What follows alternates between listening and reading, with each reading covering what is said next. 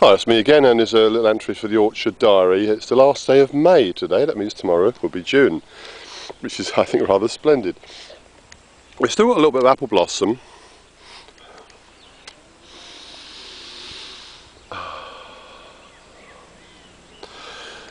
On some of the cider apples, which blossom very late, is some there's a saddle graft that's growing away very nicely.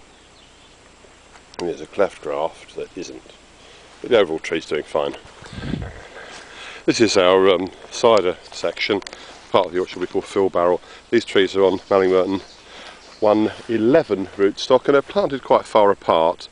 We originally planted trees in between these, around about there, in order to get a crop out of the land on the dwarf tree while these bigger trees were growing. That proved to be a mistake, although it is something they do quite often in the old days. Some of the older books I've got, the oldest apple book I've got is by George Bunyard, and it goes back to 1898, and they used to do that quite a lot then. They'd plant very large trees which you'd have to pick on ladders eventually, and they'd plant smaller trees in between, because the big trees you wouldn't get a full crop on them for maybe 10-15 years. They would then crop for 100 years, and they looked rather splendid, and you could graze sheep underneath them. Rather old-fashioned idea, but that doesn't happen anymore.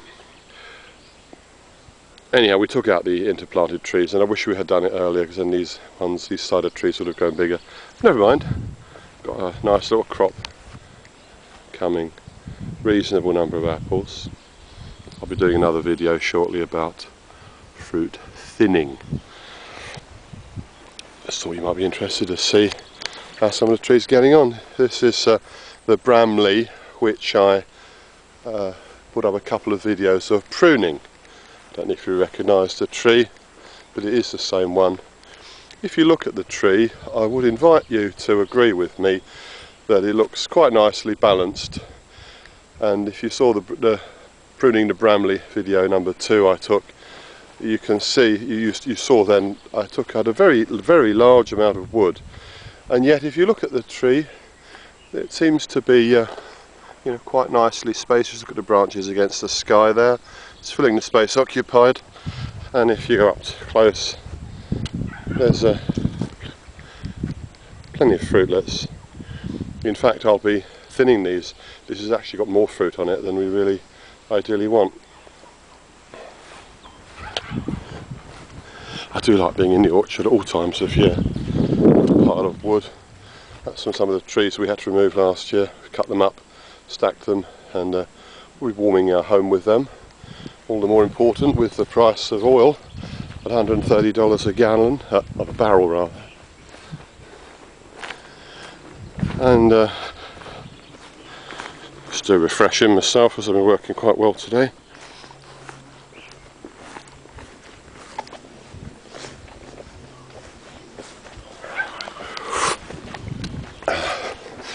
We had some friends round earlier from Winchester Farmers Market who were chatting about an orchard they wanted to plant, and we were very glad to give them some advice. Here's an area I've killed off with glyphosate, non-persistent, non-toxic weed killer. I sprayed this about 10 days ago, and we're hoping to build an apple store here.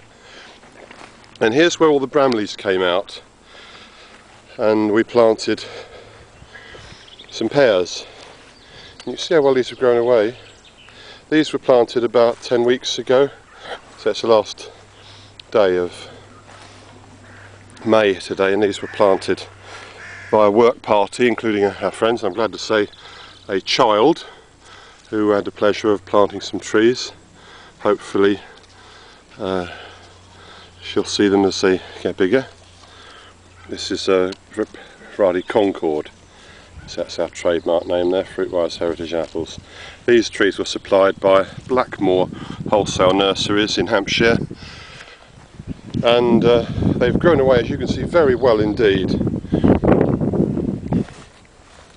Done very nicely. We planted Concord, Conference, Burr Hardy, and one or two other varieties. This is the pear up here that Julia and I made a short video of as we planted it. If you remember, this had a very big root ball to it, nice solid load of roots, pardon me, and you can see how well this has grown. You're generally better off planting a small tree with a good lot of roots and planting it in the winter, looking after it. This has had some insecticide and fungicide. I know some people don't like that, but we don't like seeing our young trees destroyed by disease and pests. And this is growing away. You can see that's made about 9 or 10 inches of growth, which is very good.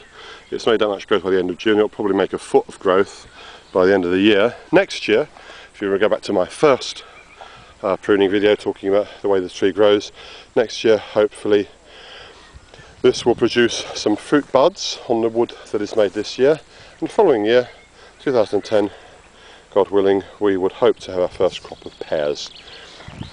So here's our little pear orchard, 32 trees, and hopefully we'll grow them nicely, and we'll have some pears for market in 2 more autumns.